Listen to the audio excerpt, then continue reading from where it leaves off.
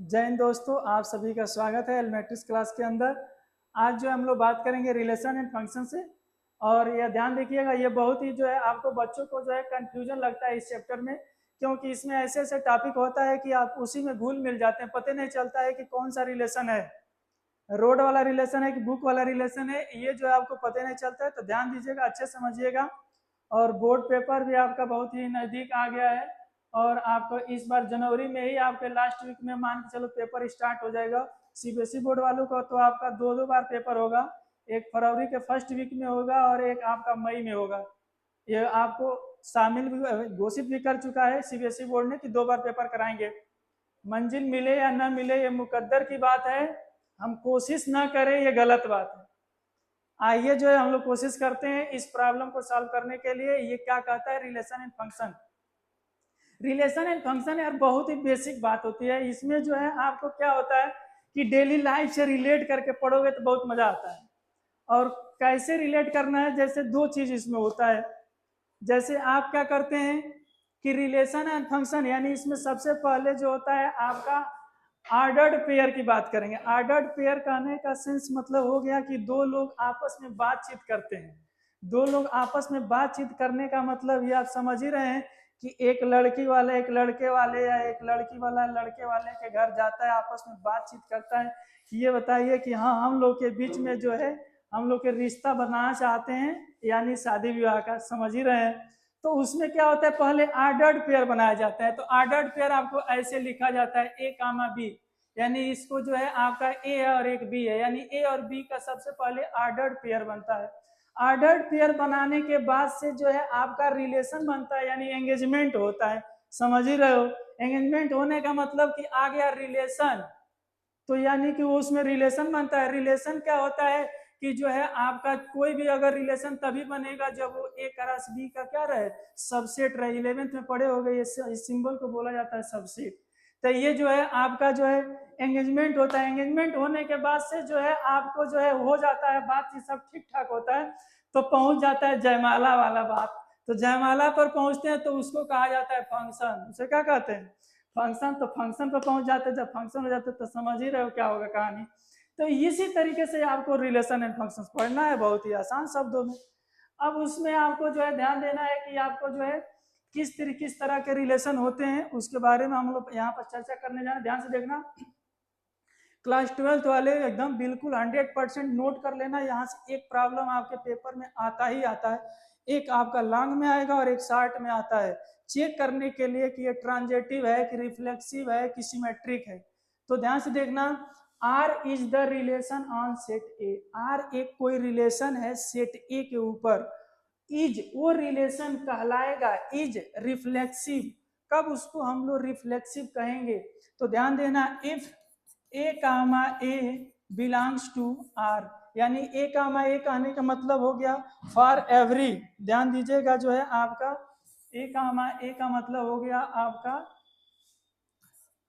ए comma ए का मतलब हो गया जो है आपका for every A belongs to set A, यानी सेट ए में जितने भी मेंबर रहेंगे सबका खुद का खुद के साथ ए कामा ए लिखे हैं, यानी खुद का खुद के साथ जो है आपका पेयर होना चाहिए। उस सेट के अंदर जितने भी एलिमेंट हैं सभी एलिमेंट का खुद के साथ अगर पेयर है तो ऐसे रिलेशन को बोला जाता है रिफ्लेक्सिव रिलेशन। क्या कहते हैं उसको, रिफ्लेक्सिव रिलेशन। रिफ्लेक्सिव रिलेशन, जैसे मान लीजिए हमने एक आपको एग्जांपल से समझाने का प्रयास कर रहे हैं। जैसे हमने एक सेट दे दिया, इसके अंदर 1 2 और 3 एलिमेंट है।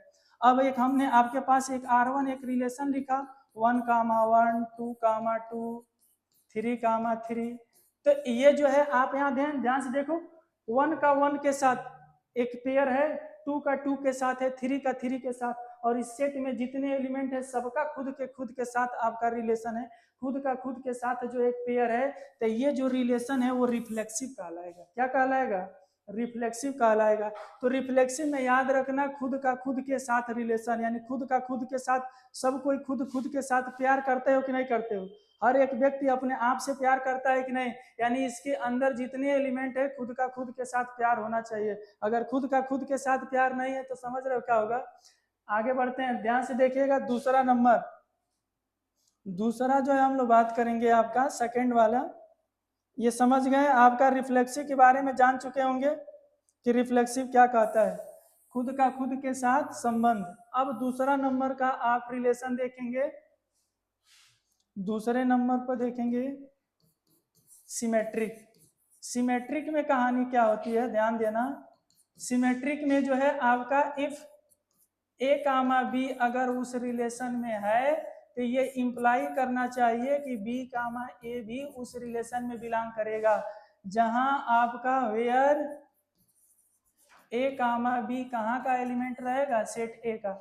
यानी कि अगर ए बी है तो बी ए होना चाहिए, यानी 1 2 है तो 2 1 होना चाहिए, 3 4 है तो 4 3 होना चाहिए, यानी उसका उल्टा होना चाहिए। सिंपल सी बात है, ए बी है तो बी ए होना चाहिए। सिमेट्रिक तो बहुत सस्ता होता है, सब कोई बता ले जाता है। अगली बात आता है आपका जो है ट्रांजेटिव। तीसरा नंबर ध्यान देना, ट्रांजेटिव की कहानी क्या होती है। ट्रांजेटिव रिलेशन किसको कहते हैं, कब वो रिलेशन, यानी कि वही रिलेशन आर सेट ए के ऊपर कब आपका ट्रांजेटिव कहलाएगा, इसका कंसेप्ट सीखना। यानी कि आपको ध्यान से देखना, ट्रांजेटिव में सबसे ज्यादा कंफ्यूजन होता है, और इस कंफ्यूजन का मुश्किल से एक जो है छोटे से एग्जांपल से आपको दूर करेंगे। बहुत ही इंटरेस्टेड होगा, ध्यान से समझना, नहीं तो सबसे ज्यादा कंफ्यूजन ट्रांजेटिव में रहता है। रिफ्लेक्सिव सिमेट्री सब कोई बता देता है, लेकिन ट्रांजेटिव कोई कोई ही बता पाते हैं। 100 में 90 लोग गलती करते हैं ट्रांजेटिव में, ध्यान दीजिएगा। क्या कहता है transitive, if A comma B अगर उस रिलेशन में है एंड बी कामा सी भी अगर उस रिलेशन में है, तो ये इंप्लाई करना चाहिए कि ए कामा सी भी रिलेशन में होगा, तब जाकर के वो आर कहलाएगा। Hence R is transitive, R आपका ट्रांजेटिव होगा। लेकिन कब, जब आपका ए बी है बी सी है, ध्यान देना, ध्यान सुनो, ए बी है और कौन है, बी सी है, तो उसमें क्या रहना चाहिए, ए सी, यानी ए से सी वाला पेयर उसमें होना चाहिए। यानी ए बी है बी सी है तो ए सी आपको ढूंढना पड़ेगा उसमें कि है कि नहीं, तब जाकर के वो, अगर ए सी मिल गया उस रिलेशन में, तब वो बोले जाएगा कि वो ट्रांजेटिव है। क्या बोला जाएगा, ट्रांजेटिव है। नोट में एक बात लिख लेना, ट्रांजेटिव का एक और होता है, अगर इफ, ये नोट वाली बात से भी कई सारे एग्जांपल प्रूफ होते हैं।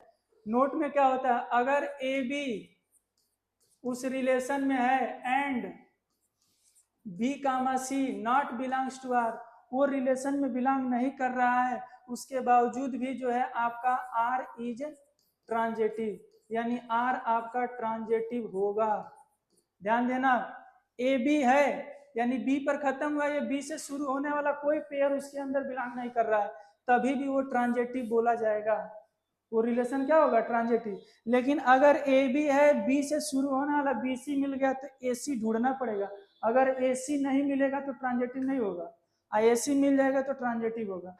ऐसे समझो एग्जाम्पल से, आपका जो है इसमें कंफ्यूजन रहता है ट्रांजेटिव में। फिर ध्यान से देखिएगा, यहाँ जो है आपका एक बी भी यहाँ है और एक बी यहाँ है, यानी कि 2 बी भी हो गया।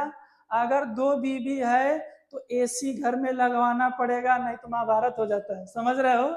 यानी कि एक बी यहाँ है, दूसरा बी यहाँ है, यानी कि आपका 2 बी भी हो गया, तो 2 बी भी है तो 100% है कि एसी मिलना चाहिए, तब जिंदगी चलेगी, यानी जिंदगी चलेगी, यानी ट्रांजेटिव होगा।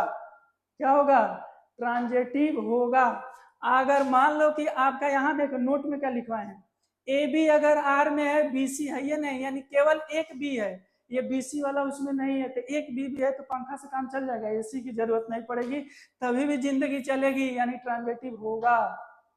अब आप जो है याद रखना, ये बात भूल न जाना, अदरवाइज जो है ट्रांजेटिव में सबसे ज्यादा लोचा होता है इसी में, अदरवाइज महाभारत हो जाएगा। ट्रांजेटिव अगर भूल गए तो सबसे ज्यादा गलती इसी में होती है, तो अब आप नहीं भूलेंगे। यहाँ 2 बी भी है तो एसी आपको मिलना चाहिए, एसी मिल जाएगा यानी जिंदगी चलेगी, यानी ट्रांजेटिव होगा। अगर आपका केवल एक बी है, ए बी है, उसमें बी सी नहीं है, तो उसमें एसी उसी लगवाने की चक्कर में मत पड़ना, सीधे बोलना कि आपका ट्रांजेटिव है। क्या बोल दोगे, आर इज ट्रांजेटिव। ये आपका रिलेशन याद रखना, अब इसके जो नेक्स्ट प्रॉब्लम होंगे, इस पर बेस्ट एक्सरसाइज होंगे, जो PYQ होंगे, जो बोर्ड पेपर में हर साल आते हैं, उसको हम नेक्स्ट वीडियो में लेकर के आते हैं। तब तक जय हिंद, जय Bharat. Thank you very much.